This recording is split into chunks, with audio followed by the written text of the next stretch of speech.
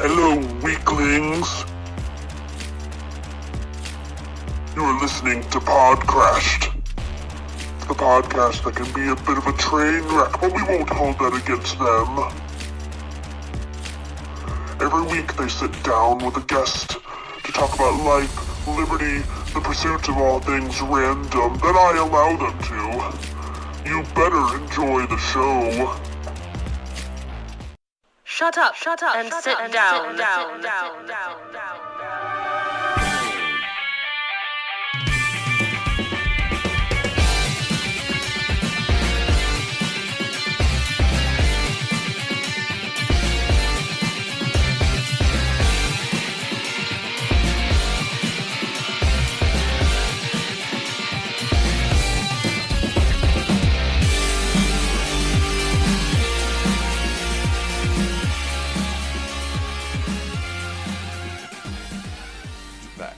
It's not even the right language, but it got me thinking about Hocus Pocus, which is just like one of the best movies ever because Yes. Bette Midler. Right. Oh, yeah, where it's the French one. Yeah. I want my book. Da, da, da, da. Je m'appelle le livre.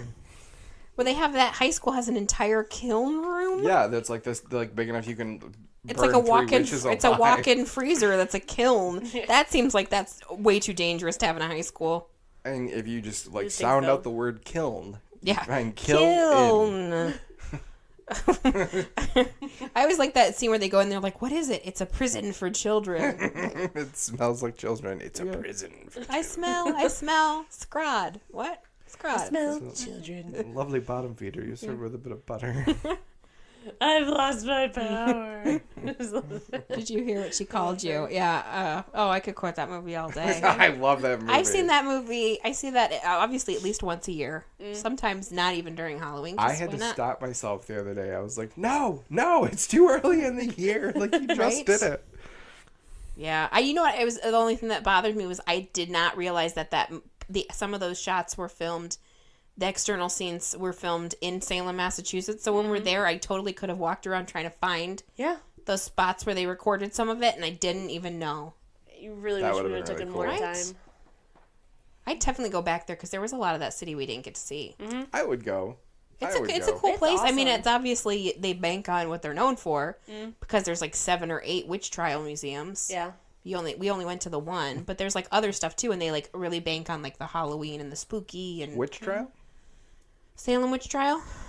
No, just witch trial. The first Which one. of the Salem The witch first trials? one. The first one. The one with the one. Witch trial. Yes, witch trial. No, witch trial. The yes. one with the guy who was pressed to death. Yeah. The only man to ever be judged as a witch, and during the witch trials, and they put him under stones, try to get him to give up names of other witches or say he was guilty, and he Confess, never did. And he just kept saying, "More weight." Confess that you're a witch, and we'll stop pressing you to death and hang you. Yeah, it's one of those That never things made like sense to me. like Right. if you drowned, you're innocent. If you float, you're guilty. Yeah. It's like, so either way, I'm dead. I'm like, just put me in the water. That is really interesting because they while we were waiting for, because if you're not a fan of wax figurines, then Salem, Massachusetts is not for you, because every place you go has a wax figurine dressed like witch. But while we were in the lobby waiting for the one program to start, they had a whole thing about how later on, much later, they discovered a certain type of hallucinogenic plant in this particular region. Oh, yeah. And they think that might have a huge effect on why people were so paranoid. Right. And like how all it took was like essentially 3 or 4 like little girls to be like, oh yeah, we did this because the black lady made us do it because she's a witch. Like that's pretty much how it got started. And they were just like, yeah, we're totally possessed and we're making weird noises, like something that now you just be like, that's bullshit. That little Right. kid's lying because she doesn't want to admit she was wrong or she wants attention. She needs to clean her room. Yeah. She just wants to get someone in trouble because she's a sociopath. You know what I mean? Like whatever reason it was. But yeah, I think one of the reasons is because of there was like might have been this plant that might have gotten into the water system and made people Crazy. Which I'm all paranoid for, or like hallucinogenic. tapping the water supply with hallucinogenic drugs. If you, I want it to look like the end of the Batman Begins. that's right, where everyone's running around and it's just a nightmare juice where you're just like, all you see is your Oh fears. God! Yeah, Oh, God. that's the perfect world for you. Good rule. I run up prey on their That's fears. exactly right. I feel like for me, every, like, little crack would just look like a huge chasm. right? For me, Are because you I afraid hate of heights and stuff. Yeah. I'm not like I don't like ladders. Like everything would be to get to. You have to like climb a ladder to get to, and I'd just be like, nah, Just be bro. ladders everywhere. Ladders everywhere. No, not the ladder. Well, it's a good thing you didn't come with us when we went to Tennessee because we went up in those ski lift thingies. Yeah, I would have shit a brick. I did not like it at all. Have you ever been in those things? I have. I don't mind it. I mean, like it's kind of creepy because you're like, well, anything could happen at any moment. Like a gust of wind could come and like knock me knock out you of my down, seat, and you're just like, this is just the slope. slope below you. Maybe it'd be easier if it was on a snowy mountain because you think, oh, maybe there's a little bit of softness to cushion me. No, I might survive this. But well, when we went in the some of us went in the enclosed one, which better because you feel less vulnerable, but worse because of the way it's smaller.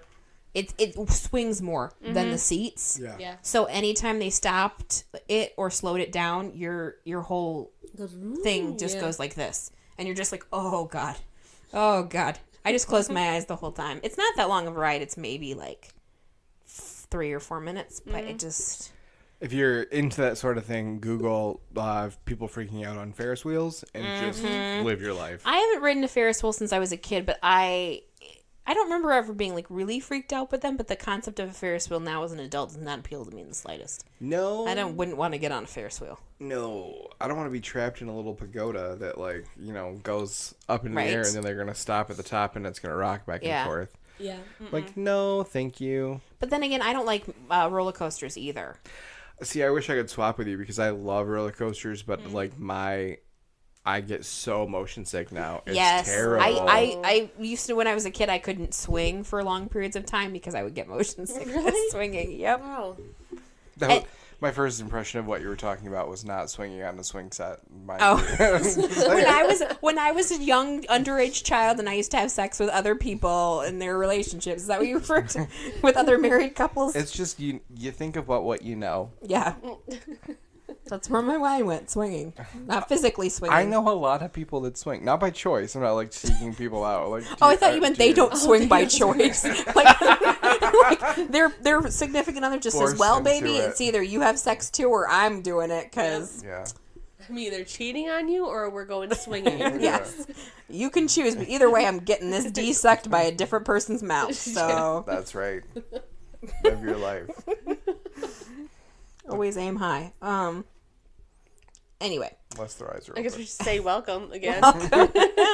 welcome back, Shane.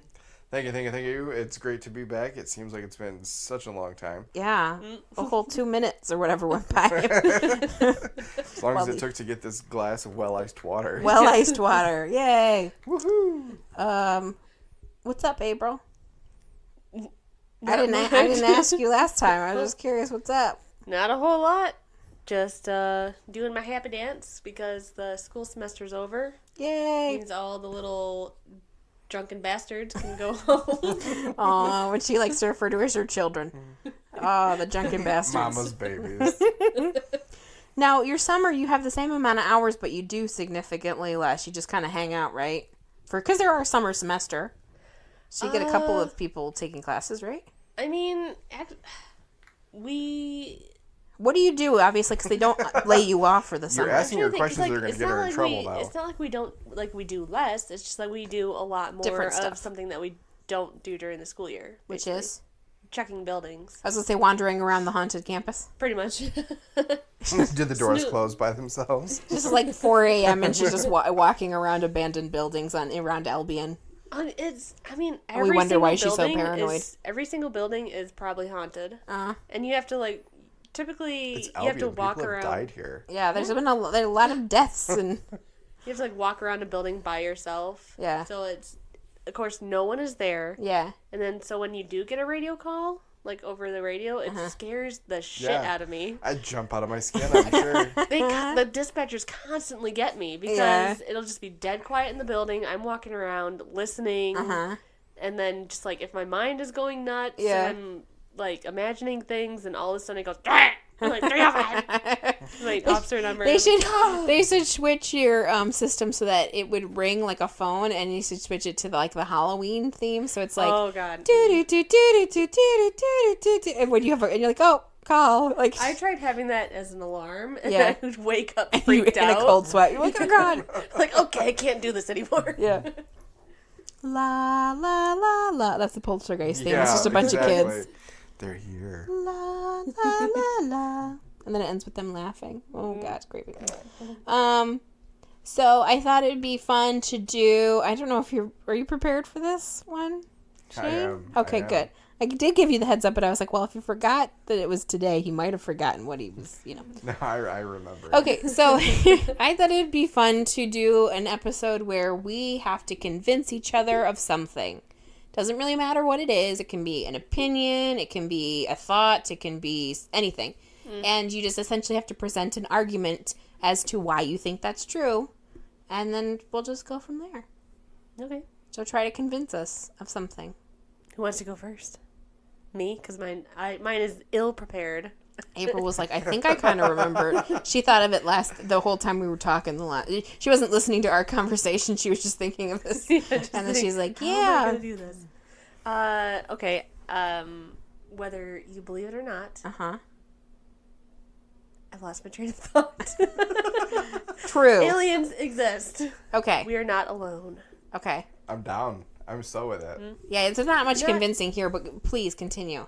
From multiple aspects, I have this thought out and believable to my mind. Okay. Where the religious view is that, God created the earth, he created man, everything like that.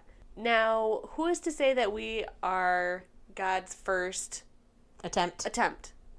Like, I would think, or even the last attempt. Like, what if we're the sloppy, rough draft? Right? And so, who's to say that there's not other civilizations out there, maybe that are exactly like us? Like how Mars is, like, similar to Earth in a lot of ways. Yeah. Mm-hmm. Like, maybe that could have been an attempt, and it went wrong. And it went wrong, and then, that could be it. Yeah, because every civilization has a story about the beginning of the world and then the end of the world. And they typically deal with God creating man and then destroying man and creating man again. Right. Well, as Eddie Izzard calls it, the Etch-a-Sketch ending of the world. Yes. Where he's just like, ugh. No. Shakes it up. No baboons in mine. Reaper, did you not get the women? I tried, but they all know hopscotch. They They leapt over the... Okay, sorry. Got the men. The men are here. We're in our pajamas. We're ready to go. Can I get some pajamas? Yeah, you No can. pajamas in the land of the dead. Cake or death? I'll have the Cake, chicken, please. Please. Oh, so my options are or death.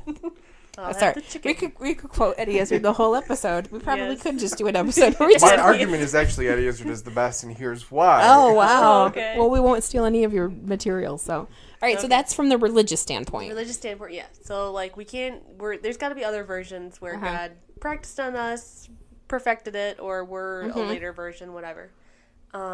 Secondly, is that from, like, a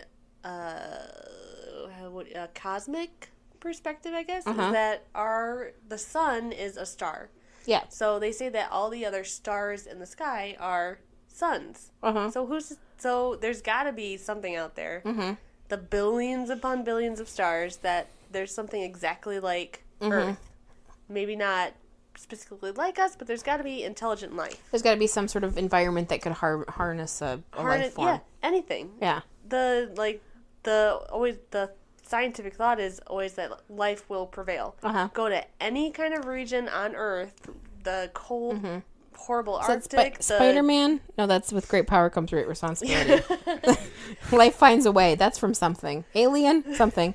Jurassic Park. Jurassic Park. That's Life right. finds That's a right. way. Hold on to your butts. That's You go to any kind of the desert. There's always life, some kind of life. So there's got to be more life out there. Well, yeah, they found a life that grew from the radioactivity at Chernobyl. A bacteria that thrives in radioactivity. So, Bacteria That's like pre-Godzilla. survive. right? Yeah, bacteria that survives and thrives out in space. Yep. They've done experiments. Yeah, with growing extremophiles bacteria is and what stuff. they call those different Yeah. types of bacteria. And it's because they survive in such extreme extreme ways, like tardigrades can survive the vacuum of space for an extended period of time and like get burned alive. Are those the ones that can put themselves in a stasis and like live? Like they essentially dehydrate themselves and just like exist until water they comes need. back. Yeah. Yeah, exactly. Yep. Yeah. I'm in agreement. Yeah, I think it's ridiculous to think, like you said, of how vast the universe is, that we're the only form of life. Absolutely. It's just That's just ridiculous to it's think. not prudent. It's very self-centered. Not- yeah. Honestly, and as a big, not only as a big fan of the ancient astronaut theory, where Yeah. Ancient aliens. yeah, the idea is they came and they like modified us. Yeah. That's why they can't find the missing link. It's because we're aliens. All right, I'd buy it. Yeah. I already did buy it. I bought a lot of books about it. But I just think it's funny, like that because we're humans and we're very selfish, our version of what we think alternative life forms look like always have to be very human. Yeah. Like it's a green person. It looks like a person, has arms and legs. Humanoid. And a torso. And it just happens to have a big head with eyes. Essentially, it looks like Sarah Jessica Parker, right? And we just assume that's how aliens have to look. And it's like, no, they can look like how plants and like you said, bacterias and all kinds of stuff, life forms on Earth that look like different kinds of. I mean, you look at like coral in the ocean, and they just look like plants, but they're live. Right. True. Little tiny animals. There is something. There is like a, I think it's called ufologist or something like that. Studies young people. Yeah, no. Not youthologist. Okay, go. Ufologist. Ufologist. UFOs. They study aliens and stuff like that. Where they believe there's something that like the human, like our form is like the perfect form for intelligent life, basically. Where just head, torso, arms, legs. Yeah. So it, like any kind of extraterrestrial beings that are super intelligent and functional would relatively look like us. Right. Because it's like the perfect, universal, perfect form. Yeah. Even monkeys. Look at monkeys. Did you ever hear that? And this is obviously not going to be an actual debate because it's the three of us.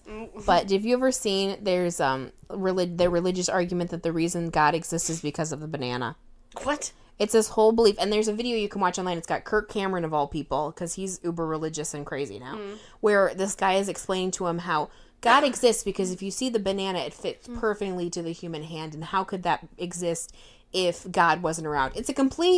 It's one of those arguments that only religious people would think is an argument for them, but is actually refuting everything they believe. Because you're like, because a plant has evolved to be in the shape of a hand, not to mention, who eats bananas more than humans? Apes. Monkeys. Who else holds bananas perfectly in their form? Monkeys. Like, that is kind of a clear connection that the human hands hold bananas, monkey hands hold bananas. There must be a similarity there. Like, it's just really hilarious to me that their argument about how God is real is because of something that clearly is evolution. I was like, yeah, you wouldn't get that that's hypocritical of you. Well, if you really go back and look at plant evolution and the evolution of animals alongside of it, animals really were just kind of pollinators for plants and just have been. Like, even us humans who have, like, genetically modified multiple different plants for thousands of years now, like, we're still just taking these plants and propagating them and, like, breeding them, essentially. Yeah. And, like, we're still, like, on a planet. Yeah. We're just kind of, made of our own little space now. Yeah. But bees, flowers, there's flowers that only open their pollen, like... Their petals or whatever. Their petals are open, but they only release their pollen when they are in the presence of a particular frequency from a particular type of bee's wing beat. Yeah. So if you take a tuning fork with this particular frequency... Right, and touch it, it'll, like, explode all of its pollen everywhere. Yeah. But it's this one bee on this island that is able to get to this one kind of flower. And, like, that kind of shit. Yeah. Just mind-blowingly awesome. Right, that the world is created in such a way where almost every single thing is only works because of one or two reasons. Yep. And if those reasons if that doesn't happen, then it doesn't work. And like birds' beaks. Like they're all specifically designed to be used for whatever they're used for. If it's like catching insects or catching fish or catching pollen, you know. Yeah. Hummingbirds being able to insert their beak in and get the nectar out of the And base. see, that's one of those things. I know we're not talking about evolution, but at the same time, that's one of those things where if we didn't have a history of seeing how certain things have evolved, then I just don't understand how people can't be like, well, that's not a thing. Well, no, because we have, you know, resources that show how certain types of animals have evolved based on their environment. Right. You know, I took a really interesting class in college called, it was the psychology, not the psychology of biology because it didn't rhyme, but it was biological psychology. So it was like the reason why things act and like the things look the way they do based and act the way they do based on their physical, like their biological location. Like, and so they talked about there was a type of bird that existed in this region. It was a coal region. When the coal mines moved in and started getting all the coal from underground, it created a dust cloud in this environment to the point where the bird went from being a white bird to a black bird. And every generation after that was born with really dark feathers because it had spent so much time in this coal dust. Yep. And, you know, and that was something that happened over the period of just less than 100 years. Exactly. Yeah. Moths during the Industrial Revolution, when they started to put smoke and everything up into the atmosphere, they went from being primarily white to being where they could blend in on like a sooted surface, essentially. Yeah. And there's multiple other animals that have done things like that. Like why certain sea creatures are, you know, are certain, like, you know, like the ones that are like, can blend into things or are their bodies are in such a way that when they are in a certain, if they're swimming in a certain direction, they can't be seen, or like they're so low that they naturally give off light to be able to see while they swim, like that kind of stuff. It also talked in the class that was really interesting was about why people from different regions physically look different based on the regions, like why people in Africa have flatter noses because of the altitude and needing to take in more air because of the altitude and the temperature than people who lived in like Europe, who are higher up in altitude and generally have longer, narrower noses because it's not as big of a. You want to warm the air up as it comes in. And why as like much of it to just rush into your air. and why people from cold climates, so indigenous people to Canada or Alaska, are usually stockier and their limbs are shorter because their core, you don't want to lose heat. And their body temperature comes from their core, so they're usually more wide in the midsection because their bodies have developed to live in this certain type of environment, and it's really fascinating. I think so too. I can believe that.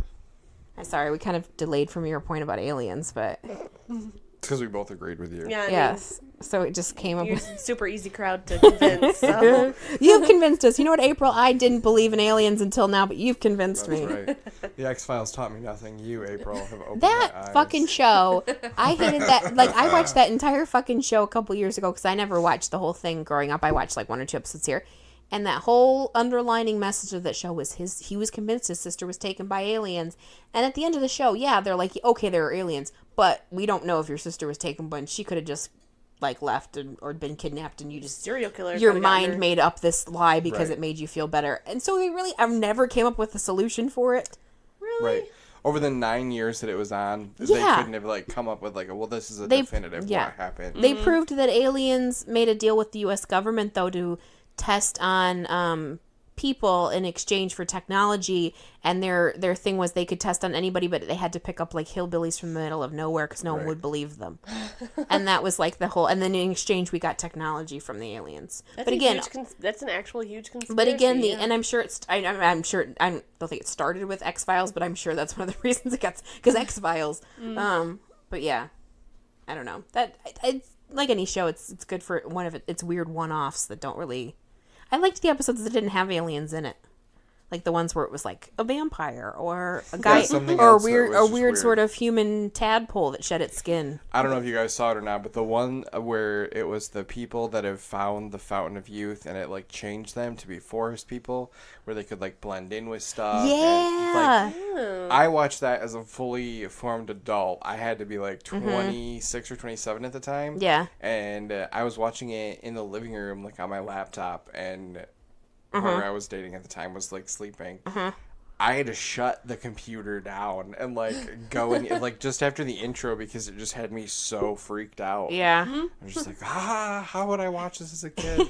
You know that really famous one where it's the hillbillies, they find the dead baby buried and it's all deformed and it's the hillbilly house and they've got their Yeah. mother who Like has on the rollerboard. She has the rollerboard. She has no legs and she's on a rollerboard under the bed and they just take her out to have babies. Oh my god. It's based on a true story What? and you'll never believe who. So Charlie Chaplin, before he was big, Charlie Chaplin silent movie star, he used to do vaudeville and he would travel around and he was really a big name in vaudeville. And he went to this place in like Minnesota or one of those Midwest states.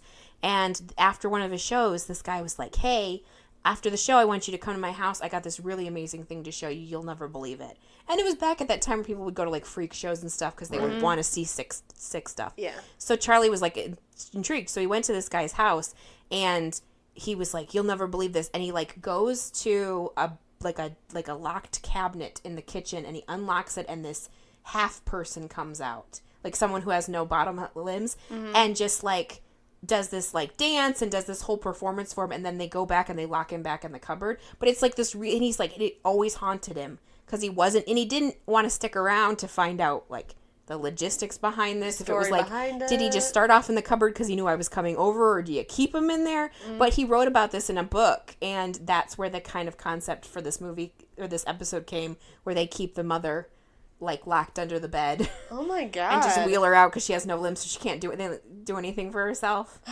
It's so It was really creepy. Yeah. It was one of the Wow. creepier. Like I couldn't watch that episode. yeah. Ugh. Mm-hmm. Ugh. Okay. X-Files. The truth is out there. Creepypasta. Creepypasta. All right. Do you want me to go next, or you want to go next, Shane? Up to you. Okay. Do you want me to go? Yeah. I'll Go ahead. Go Okay. ahead. So originally, I'm gonna give you the train of thought as to like what I was gonna do, and then I'm gonna get to what I'm gonna do. Okay. So my initial one was puns are the best form of humor Okay. because you really have to think about them and you have to like process them intelligently to like pick up what the link is. Yeah. So I was gonna argue about that, and I still believe that, but I'm not gonna argue about it now. But you should believe that too. Second one. So we were talking with Jean the other day trying to get like Lance's thing figured out, which I guess it doesn't matter now since he went disc golfing tonight. She was like, is there anything that you just really, really like that you're like super passionate about? And he was going to argue that this Japanese screamo band is like one of the best bands ever. Whatever. Okay. So what I was thinking about was just like I could very much like argue Avatar: The Last Airbender is one of the best shows Okay. out there. That's something you'd come to expect from me, though. Yeah. And finally, lastly, what I am gonna do, the misperceived importance of impressionism in art. Oh, that's fancy. Okay. Please explain. So, when you think impressionist, you think of Van Gogh, you think of Monet, you think of that style where people started getting away from painting to be realistic and painted more of just like how they perceive the world instead of like trying to make it so how it was everyone's perception. Right. Like, yeah, because like Van Gogh would paint like a room, but the room would look Totally different. like swirls or different Wonky and colors. weird. Or, Right. sorry to digress, but we did an escape room in Pittsburgh where we went into a room and the whole room looked like a Van Gogh painting, but all of the furniture was on the ceiling. And when you walked in, the door was on the floor. It was the most amazing room I've ever been in. And like That sounds when a you went beautiful when thing. you went Cool. to the outside, you could look at a screen would show you the room how it actually like was supposed to look. So when people walked in, it looked like they were walking on the ceiling and stuff. That's so neat. It was so fucking cool. Anyway, so go ahead.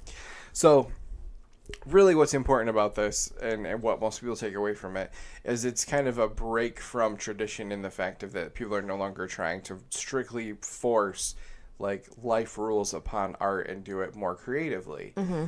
My favorite thing about Impressionism, and most people don't realize this, is that these artists that are really, really famous, like Van Gogh and like Monet, that have these different periods, all had cataracts. Okay. And they had cataract surgery. And one of the things that can happen when you have cataract surgery is it can make your eye able to see infrared light. Okay. And so Van Gogh and Monet's blue periods, at least, I know Van Gogh's is called his blue period. I think Monet might have a different name for his. But after they had these surgeries, the way that they painted changed completely. Okay. And everything went to being these bright blues and purples and violets, like things that normally you wouldn't use in paintings. Like, 'cause a lot of times, like if you go outside and you look at vegetation, what do you see? Reds and greens and yellows. Yeah. But all of a sudden, there's this huge shift in how they're painting everything. And what actually happened was during these surgeries that they had to try and like help the cataracts. Yeah. They actually were able to process infrared light at that, not infrared, ultraviolet light at that time. And that's what they were seeing. Wow. So while everyone's just like, oh, this is beautiful, this is so conceptual, this is out there, they were literally just still painting what they were seeing. Right. But they had just had, you know, an accident, fate perchance, that enabled them to see things differently. You're terrible at trying to not get noticed because I heard all of that. Because he was ripping the headphones out of my ear. Don't engage. Yes, that's really cool. Like, did you think they were? Well, obviously they were aware because they had the surgery that they were seeing. I think Colors they different. probably could notice that it was the surgery that caused them to see things differently, especially like with cataracts, and you start like having it where you can't see, so it would obviously open things back up for you. But I think it must have been really cool and really inspiring to be able to just like all of a sudden see this different range of colors, or even if it was colors that you could see before, everything's color just shifted. Yeah. And, you know, no matter how you look at the argument of like, well, is the red that I see is the red that you see, Yeah. like them just changing up how they perceived it affected the way that all of us perceived it. Right. And I think that is so fascinating and one of the best things about art. Yeah. That even if it's your truth, someone else is going to look at it and see 100% fantasy. Right. It's all based on your own perception. Yeah. That's really cool. If you, as an artist, if you were given the option where they're like, hey, we could give you this surgery that will change the way If I you could see see shit. infrared light, you bet you. Like I in would be a the first heartbeat? person- Yep, wouldn't even have to think about it. Wouldn't that be cool, kind of? Because you think of like, I just got done watching all of Orphan Black, and there's a whole bit on what they call neo-illusionists, which are people that think that you should be able to use science to change how you physically look. So like if you want to have like scales, or if you want a tail, or if you want one white eye and one, you should be able to utilize science to give you that, kind of like taking like body modification but like up an octave, because you're like affecting your actual body's like cellular level, because you're like growing shit and things like that. But anyway, it would be interesting where it's like a kind of a universe, like a sci-fi story or something, where it's like we've gotten to so advanced a society that now like artists can get surgeries to change how they view things, or like musicians can get surgeries to change how their like voice sounds. So like people actively like mutilate their own body for the art that they're making, so like that their voice can sound unhuman and things like that. I think it's an interesting concept, and it's just eugenics. Like it just boils back down to that. But I think if there was a operation out there that was like guaranteed to give me the ability to see infrared light, like I would do it in a heartbeat. Yeah. I don't think I'd give myself scale. Well, I mean, I have given myself scales with tattoos, Right. but But you wouldn't, well, you can tell because there's like tattooing is one thing, but like body modification. Right. Or because you can get stuff like implanted in your skin, but that's like a whole nother level of. that's not where I'm trying to go. Yeah. Like I'll stick with the tattooing. Thank you. But I mean, if you want it, to do it, and it's your body. So that's the thing, is like if people want to do it and it's not harmful to anyone else, I don't see why the fuck you care. Like if someone wants to get spikes made of silicone under their scalp, just let them do it. You know what I Someone mean? wants to spend $60,000 on plastic surgery to look like a Ken doll. Right? Whatever. We give them their attention and money, even if we are judging them for it, you know? Yeah. Their life, their money, whatever. I just think it would be cool because the way infrared is used in our, not infrared, I keep saying infrared and meaning ultraviolet. Ultraviolet is used by like certain predators and birds and plants specifically. Like, I just would love Again, to see back that. to that evolution. Right. Maybe you should lock yourself underground and then eventually you'll be able to like develop night vision or something. Like, well, like those people like fear Who says I don't already have like night vision? well, like feral children and stuff who like can develop all these like different, you know. Well, they have the kids that I think it's off of Indonesia where they spend a lot of time underwater and they can actually like control the buoyancy of their bodies to where they can go down and walk on the bottom, and they spend so much time underwater that they focus their pupils in a way that they can see clearly underwater. Wow. And I've always been able to see pretty clearly underwater, and like playing around with my friends and family and whatnot in the pool, people being like, well, how did you see that? Like, I can't see anything. Like, Yeah, especially since you wear glasses. exactly, especially since I wear glasses, you would think it would be really blurry. Like when but when I'm in the pool, like if I don't have contacts, then I can't see shit. I just have always been able to see a little bit better than other people like that. So it totally makes sense that it's just a muscle and it's how you use it. Yeah. Which I think a lot of life is. It's just how you make use of what you have control over. Right. True. Goes back to that evolution. Right. I would say drop the mic, but I'm not going to freak anyone out because these are expensive. It's gonna be fucking loud too. Was that a good enough, Right. enough argument Yeah. for you? I thought you'd like that. Yeah. A little bit of science, a little bit of perception. Right. A little bit of history. Yeah. It's one of those things too, like and it's kind of straying a little bit from what you said, but along the same lines because you mentioned Van Gogh, who obviously had his issues, and a lot of famous artists did. But that idea that like some of the reasons that their art was so powerful was because they had so many other possible psychological Absolutely. issues going on. Like, had he not been so, I'm sure, I don't know, going back, if you could diagnose him, if there's enough, there's enough evidence, but like either, severely depressed or bipolar or, that kind of thing. Like, that's one of the reasons art was so amazing, and also one of the reasons he killed himself.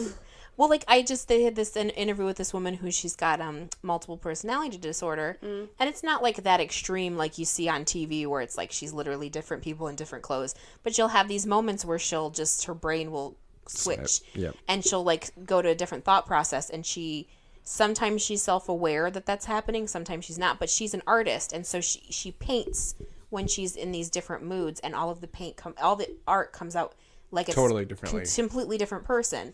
And she's the same person as far as training goes, so she has the same amount of, like, her hand can only paint so many ways, but her because her brain chemistry is switching, and because she's taking on these different personality traits, it affects the way she paints stuff. It affects the technique. Yeah, absolutely. So like she'll have this her one personality is like Phil, and he's like a masculine guy, and so it'll look completely different than another personality that's like a young girl or something. And I just find that really fascinating. Absolutely, it's fascinating. The way that the way the perception affects reality is something that we haven't even begun to study enough of. And like all of the experiments that they've done where they've shot like single electrons through like a dual hole system, and if there's no one observing the experiment, they come out like a single hole system, and the moment this switches to someone observing the experiment, it comes out as a double hole system. Wow. Where on the other side, if no one's observing it, how do they know? Do they film it? They don't film it. What they do is there's like a material that they use. So what they'll do is they'll shoot these electrons at it, and then it will actually like imprint on that material. So they can go back and look and see at the pattern, and it's just the way that consciousness and perception affect reality is something that I think in the future will play a much bigger part in how we live our lives than it does now. Which could kind of go back to the UFO thing or like paranormal thing where it's like you can never be sure what you're seeing or what you're not seeing. No, you can't. So people who were convinced, I definitely saw this, or this definitely couldn't be a thing. Well, how do you know what you're saying? Your brain and your eyes do such an amazing job of filling in the blanks. That idea that you're seeing your nose, but your brain has just been adapted to cut it out. So, and then so when you seeing gaps in your vision, your brain just fills it in based on it's the equivalent like when you use Photoshop and you can stamp like the one spot of the Color photo copy, yep. and then stamp this other part, and as you color it and it colors in this, so it essentially fills in for you. that your brain's already doing, and you can't have any effect on that. It just doesn't. Right. It's the process that's been created. And inattentional blindness, just like not being able to, if I'm talking to you, I can't focus on what's going on behind me or what's going on over here because like my attention is on you. So that's what magicians just prey on. And all of their stuff. Yeah, magic right there is an example of you can never be 100% sure of what you see, because clearly they're not chopping a woman in half. No. Clearly they're not floating a card in front of your face. But people do up close magic, and it like freaks people out because they're seeing a pencil go through something solid and then being removed and having the solid item still solid, and it's obviously that's not really what happened. Really what happens, but there's only so much hand movement. It's all getting your attention other places, and I don't like magicians for that very reason, but I applaud that's a lot of skill you've got to develop. That is a lot of skill, and that's a lot of intentional deception. Right? Which is why you should never date a magician. That's right. Because if they lie for a living, magicians or politicians should never date either of them. Ishins. Anything that ends in Anything Ishins. Ishins. Musicians. What about Pianicians. Technicians. Just as bad. They're constantly lying to you about what they're doing. We're logging into that server right now. The hell you are. Right? It's like you're waiting it out and you're just turning the thing back on. Right. Like I'm you're not just just turning going it to off and on. restart Turn it. it off and on. I just unplugged it and plugged it back in. See if it works now. Anyway. All right. Well, mine is a little bit more general, but my argument is every movie is a good movie in its own way. All right. Okay. Paint in all colors. Okay. So I've seen a lot of movies. I spent a lot of time watching movies. And I like to think that if I'm going to take 2 hours of my life to watch something, I can't walk away thinking that I wasted that 2 hours. So I actively look for things in every movie I watch to enjoy. Right? It makes sense. Look at the bright side. So I think even when you're looking at a terrible movie or a bad movie, it proves to offer something as a takeaway. Right. Right? So, now this doesn't mean that I will see any movie. I see like trailers or like I hear about things and I think, oh, that doesn't look good. I won't watch it. Right? Because I never do anything else if I watched every movie that I came across. However, once I do sit down and see a movie, even if it's a bad movie, quote unquote, I can glean something from it. So whether that's like, wow, that costume design was amazing. Or, wow, they filmed that in Costa Rica. Whoa, how beautiful. Right. Or everything about this movie, from the acting to the script to the director, was terrible.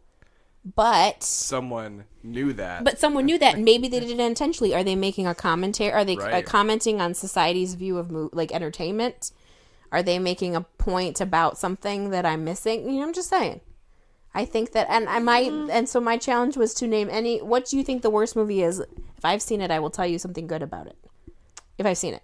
The only movie that comes to mind is the one that you said is the worst movie ever made. Which was? I've said that about a lot of movies.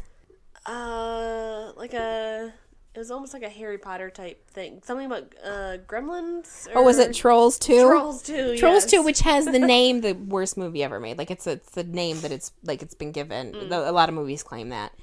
The thing about that movie, because it's a family and they're on a vacation and they come across these goblins. They don't say the word trolls in the movie Trolls 2.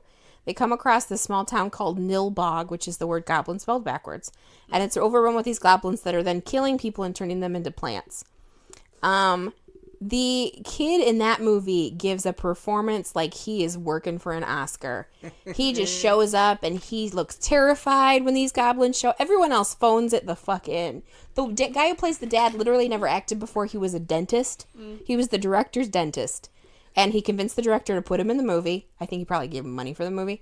And he never did anything after, and you could tell why, because he's terrible in the movie. But that kid, it's like, he's going for it, man. Well, I think the view itself of just like trying to take something positive from any experience could be like really laid out into anything, like music, art, general interactions with society, like even religious like doctrines. Like try and find something that you agree with in it and take that away from it instead of having to like all or nothing. Yeah. Either it's amazing or it's terrible. Well, I think one of the biggest problems that people have, and this, I say this about movies, but it goes to like any form of art, is to compare one form to the other. So when a movie comes out, like the movie Trolls 2, if you looked at that movie and you go, well, it's a terrible movie. Why? Well, because it's nothing like the best movie in the world, which is Citizen Kane or something. You know what I mean? Well, yeah, just because they're both fictional accounts recorded on video does not mean they're going to be comparative. So when people try to compare movies with other things, like same thing when you compare books or art or music, like, yeah, you can't compare like a Japanese screamo band to Beethoven. They're not intending to be the same thing. No, not at all. And so you can still like one, you can still like both forms or appreciate both forms without having them have to be identical or one to be better than the other. Here's another, like, while we're on this subject, we were talking about this the other day. So, like the Charlie and the Chocolate Factory versus Willy Wonka and the Chocolate Factory, the way the movies were done. Whereas Willy Wonka and the Chocolate Factory was way more imaginative and, like, just more of a feel-good movie for its time. Yeah. It's a really good movie. It's a movie I grew up with and I really like it. But I also read the book, Charlie and the Chocolate Factory. Yeah. And the movie, Charlie and the Chocolate Factory, follows that much more closely. And so I think they're good in separate and different ways. Yeah. You know, I'm not in love with Johnny Depp's character because it's the same character Johnny Depp has done since Edward Scissorhands. It's a fake pair of teeth and a wig and some weird makeup and a suit. Yeah. I could take or leave that. Yeah. But the musical numbers in it were pretty cool. I did like the way that they did the actual like building and the way that it was kind of like a subconscious space inside of like an actual building. Yeah.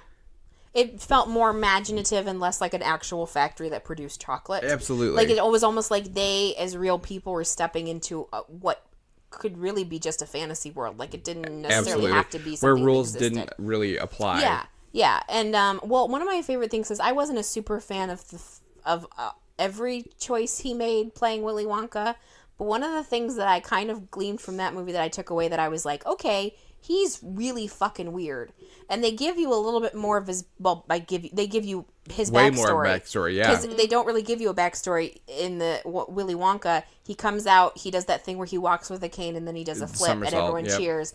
And then from then on, you're not sure when you can trust him and when and then he yells at Charlie, but that's just to see how much he wants it, which is like psychological torture abuse on a child, which I never understood. But yeah, in the Johnny Depp version, he like has a clearly insane father and who's like adamant about no candy because he's a dentist, and he like runs away, and so it's understandable why he's so psychologically impaired, and why he like acts like a child, and why he has to create this fantasy. It's very similar to like a Michael Jackson, where you kind of get why he retreated to this fantasy world. You see the line that led to, because his childhood was so damaging. Right. You know, he said he was going to run away. He literally left for like an hour and a half, and then like he comes back, and his dad is like taking his entire building. Gone. Yeah. Which again, how much of that is his mind? You know, obviously, it's. Do you think literally his dad got rid? You know what I mean? Like, how would that be possible? It's essentially they're in the weird ass mind of him, and it's how he's affecting everyone else. Well, and this is coming from Roald Dahl, who did porn before he did children's books. Yeah, great children's author, anti-Semite. So that's really hard to deal with as you get older when you realize these shitty things about the people you love. Like Walt Disney. They used to have used to have this podcast called the Dead Authors Podcast, where Paul Tompkins would interview. It was a comedian, and he was supposed to be a dead author, and so they'd have like a comedian as Ayn Rand, and they'd have one and they had Ben Schwartz come on as Roald Dahl, and during the process, he's like he mentioned something about him being anti-Semitic, and you could tell Ben Schwartz as a person didn't know this, and he's like, oh, that's a shame to hear that I was an anti-Semite, considering one of my biggest fans is a young Jewish boy who read all my books and really looked up to me, and now might have to reconsider all of that. Just like his whole like it all came tumbling down on him. He's like, oh fuck, this guy I looked up to didn't like Jewish people, damn it. Everybody's got flaws. I'm not saying go home and build a shrine to Hitler. Yeah. You know, I'm not saying I am certainly not anti-Semitic. Right. I grew up in a primarily black neighborhood, so, you know, I can get ghetto with them, but just be yourself. Well, and there's been, this is a whole nother conversation, but there's been a lot of talk recently about separating artists from their behavior. Mm-hmm. So like filmmakers and actors and people who've done certain things in their personal life. And can you still go and see a movie that Woody Allen makes. That Kevin Spacey's in. Or Kevin Spacey or Roman Polanski or what have you. Can you still enjoy a Louis C.K. stand-up knowing that they did bad things in their personal life? And you want to be like, in some ways you want to be like, okay, I can understand separating certain things. Like, people, you know, like, for instance, I'll still see a Tom Cruise movie even though I think Scientology is insane. But it's that idea of, I think it's a personal decision of morality of what the level of that is. And what you're willing to accept. And I don't think you should just blindly be like, oh, well, he makes good movies, so I don't care if he beats up orphans in his spare time or rapes people. But at the same time, it shouldn't be like, you know, oh, well, he had an affair on his wife, and therefore I can't ever see a movie he did. Well, and I feel like there's a difference between consensual and non-consensual sex that really, like, people are struggling with right now. Because if it's consensual, even if it is cheating, it's consensual. Yeah. Now, sexual abuse is a totally different thing. And even just, like, verbal sexual abuse is a big thing right now. Because that's one of Louis C.K.'s things. Yeah. Where he's just super vulgar. Yeah. You know, and you know he's kind of weird going into it. And if you are a comedian, you're used to people just being really raunchy. And, you know, miserable people love to make people laugh. Yeah. That's true. And then, like, there's the things of, like, if it's, like, indecent exposure is technically a sexual offense, even if it's not done in, like, to somebody or towards somebody. Right. There's a law in France where you can masturbate publicly, but as long as you don't make eye contact with anybody, it's not illegal. Seriously? Yeah. Moving to France. So if you're walking past a homeless guy and he's jerking off, as long as he doesn't look at you, you can't call the police. I mean, you can probably call the police, and the police probably ask him not to do it, but they can't technically arrest him for it. Oh, they'll give him a cigarette. Wow. Yeah, those cigarettes, and they'll enjoy that in a dark coffee and a baguette, some stinky cheese. But yeah, it's I don't know. It's just going back to my point about movies. Yes. So I think anything can be gleaned from. Like you said, we should always be looking for positive. Also, as somebody who, I don't consider myself a filmmaker. I did go to film school and I've made short films, but I don't consider myself a filmmaker because I'm not. But understanding the process that goes behind making something, or like any piece of art, really, just art in general. If you're an artistic person and you draw, or you make movies, or you write music, or you write stories, like any artistic form, it is really hard if you know what strength and power, like how much time and energy goes into something, to then judge other people's. Absolutely. And looking at what other people can do and looking at what you can do should never be a comparison that you're like, oh, you know, I can't do that. I need to work on my craft. Like, this is where I need to get to.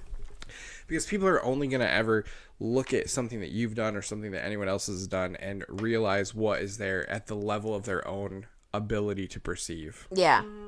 So if you've put 12 years of sweat, blood, and tears into it, and it's a 24 by 24 foot mosaic tile where it's like literally 16,000 pieces that you've had to like cut by hand, glaze, fire, put together, which I've seen, by the way, and is mind-blowing. Like, I could have cried. To see like something that much work. And you know the work that goes into it. Absolutely. But someone could look at that and be like, that's not that pretty. Yeah, that's some horses from the 18th century. That's cool.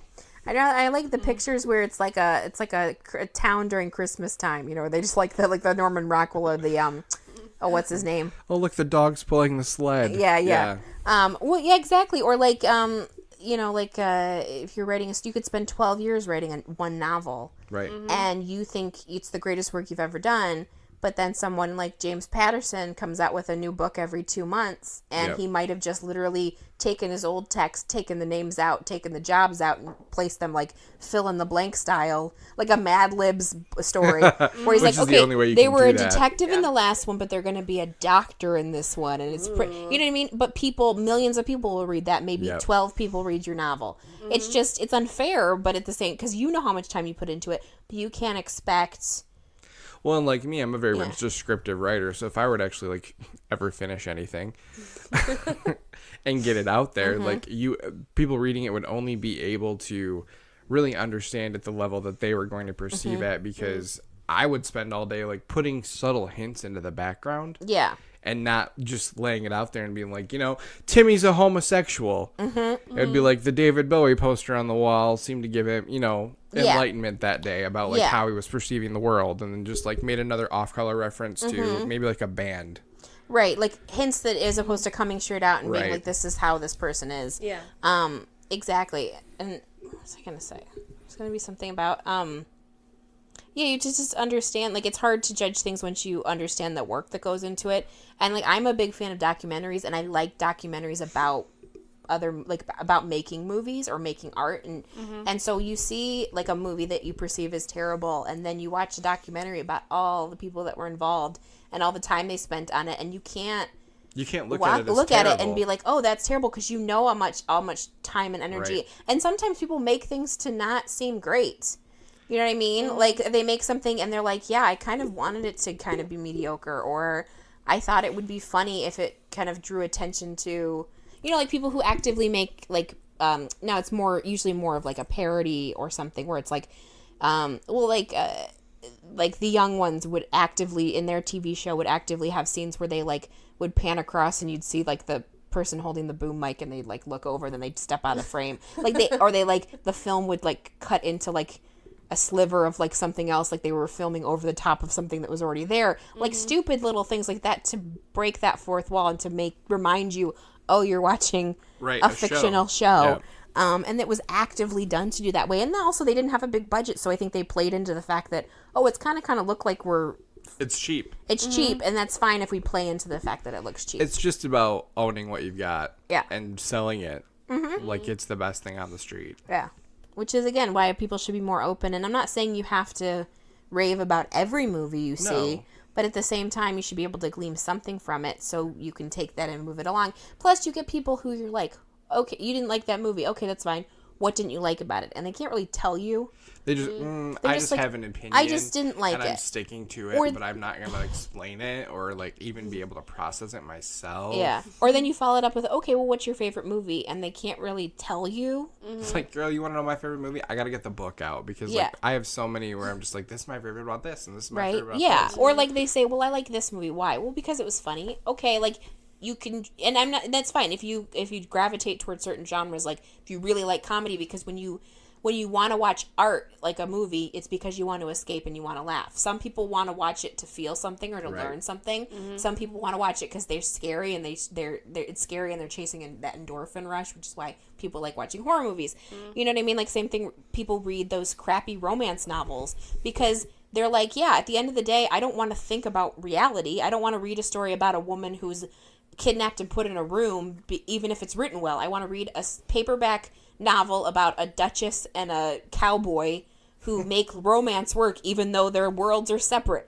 You know what I mean? Like, Yeah. it's so there's various time forms of machine. art, which is again why I don't think you should be able to judge things, which is why criticism is really tough for me. Like, I can enjoy certain types of like film critics, it has to be, they have to give me more than just, well, I sat down to this movie and the humor was vulgar and I didn't like it and it wasn't a good, and you know, like, no, you have to look at it like from a standpoint of like, well, it had really vulgar humor, a lot of toilet humor. So if you like toilet humor, you'll like Right. this movie. If you don't, you probably won't Let's enjoy address this. it as a full spectrum issue instead of trying to put a label on it. And give it a rating. Right. You know, like things like Rotten Tomatoes are ruining a lot of films because people see that rating.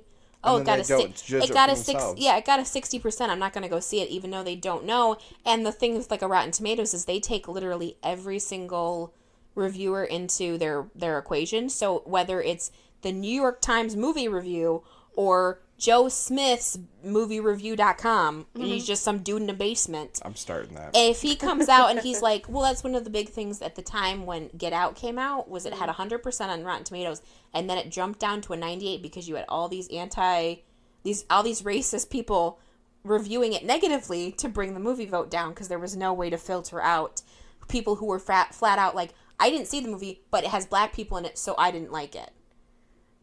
Isn't that insane? So I was like, so I don't use so I try not to look at the Rotten Tomatoes ratings, even though when it's good, they pop it right on the screen, like right on the ad. And I just like, well, I can't let other people make the decision for me. And at the end of the day, it is only 2-3 hours of my life. I'll live if it's not that great. I've been forced to watch Babes in Toyland a number of times by kin of yours. Oh my God, it's so good. It's oh my god. They Some of them try. It's Drew Barrymore. She's 13. She's in the middle of her drug addiction. You can tell when she's just out of it. And then Keanu Reeves just gives it his all. He does. He really tries. And the villains live in a bowling ball. And all the cars make little putt-putt noises like they run on bubbles. And the fantasy Cookie world. Factory has a bunch of cake boxes. For Yeah, whatever that are the never fuck filled with reason. anything. And everywhere you go, the slide leads to one location. There's a bunch of They pedophiles there's- dressed up like there's bears. there's a bunch of trap doors, and every time the trap door opens, you slide down the slide, and you always, no matter where you are in town, end up in one location. In one prison cell underground. That is pre-planning at its best. Yeah, I'm right like, there. how long were they? They're on the other side of town. How long were they on that slide for? It's a very It's like an steep incline. 8-minute Yeah. slide, and it's like, it can't be. It's either really deep or like, it's kind of like, they pretty much have to crawl it because they can't really slide. Just slowly inch down. Yeah. Like it's like a metal It's slide on a rollers. hot day, and you're wearing shorts, and you're just like scraping down it. Take me back to my childhood right there. Playing in not Binder Park, Victory Park there. Yeah. Going down the metal slide. Yeah. It's better than those wooden ones you used to get splinters in your thighs, and you're like, why haven't they fixed these? They were built in the 1940s. Anyway, we could do a whole episode on the dangers of kids' park. Yeah. Playground. Kids' play areas. The fact that the only thing to cushion you if you fell off of something was like a slight Mulch. mulch. Or Yeah. like wood chips, just like a The little. number of wood chips I had to literally peel out of my skin Mm-hmm. after going out to play. Right? Or if you got past a certain size and you could no longer fit in those swings that like had the diaper built into it, but you didn't know it, so kids are You like tried stuck anyway. in it. Tried Yeah. anyway. Yeah. You could get in, but you couldn't get out. Nope. Amount of internet photos of kids getting like Stuck. teens getting cut out of those by fire Fire department. department. That's freaking hilarious. Kids are stupid. Yep. And they People are- turn into stupid adults, and that's how we end up as Trump for president. Bam! Bam! You didn't think I could mention? You didn't think I'd mention I him? was waiting for it. Donald Trump and drag, as always mentioned in every podcast, I was just gonna like say, you just did organically. the Alexis Mateo bam. Bam! with Miss with Donald Trump. Vanjie. Vanjie. Miss Vanjie. Sorry. That is a very relevant moment in time, but will not probably last. Ever. Maybe. Who knows? You know what? It could become America's next safe word. Yep. Miss Vanjie. Anyways, thank you so much for joining us, Shane. Yeah, you're very Thank you. welcome. As always, a pleasure. Right? Look forward to next time. We'll hopefully get you and then the other one back. Yeah. He'll show up this time My counterpart. with his disc golf in hand, Yeah. and we'll make him convince us that disc golf is good, and we'll see how that works. The benefits of disc golf. This is your argument. Go. Convince us, because we're not. Yeah. None of us are riding that train, buddy. Okay. Until next time. Au revoir. Adios. Guten Tag. That's hello. Yeah. Dankas. Thank you. Pretzel bun. Pretzel bun. Olive loaf. Sure. Dunka bitches. Oh, you're finishing the sandwich. What sandwich? It's a pretzel bun olive loaf sandwich. I don't know that.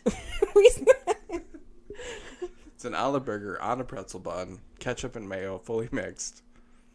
We're gonna just circle back to everything that we With a just said. pickle on the side that you can drizzle over the There- fries. yes, exactly. I like that You with were a listening. pickle on the side. I'm gonna order everything like that now. Pickle on the side of drizzle on the fries. Can I get a piece of lasagna with a pickle on the side?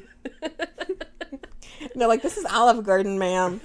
I know. You still got pickles. You got pickles back there? If not, there is like Sam's Club, like right around the corner. Right. Get me a jar of pickles. I am a paying customer, ma'am. Be the real weird Ma'am. person. Well, don't worry, I brought my pickles with me. I figured you'd say that. Like people who bring ranch in their purse, like a whole thing. Don't knock it. And then I walk out the door going, Miss Vanjie, backwards. And then when I get out, I'm like, they don't have pickles in there. Leave. I like try to cause a mutiny. Gonna give them a Do a negative. review on Rotten Tomatoes. Negative Be Yelp like, review. I didn't actually eat there, but they didn't have pickles. Their so, food is great, blah, blah, blah. But they don't have pickles. so I'm offended. I am offended. And my opinion matters. Right? Tell me I matter. Tell me about it. Listen to me. Internet, tell me I matter. Control preprint. Now we're done. Okay, now we can be done.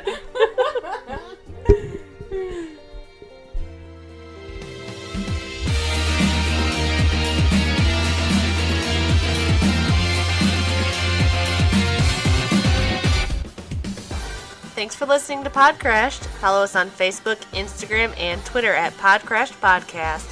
You can also check out our website at www.podcrash.wordpress.com. Email us at podcrashed@gmail.com. We promise to answer your questions. Theme song is by Creo. New episodes come out on Tuesdays. And as always, donka bitches.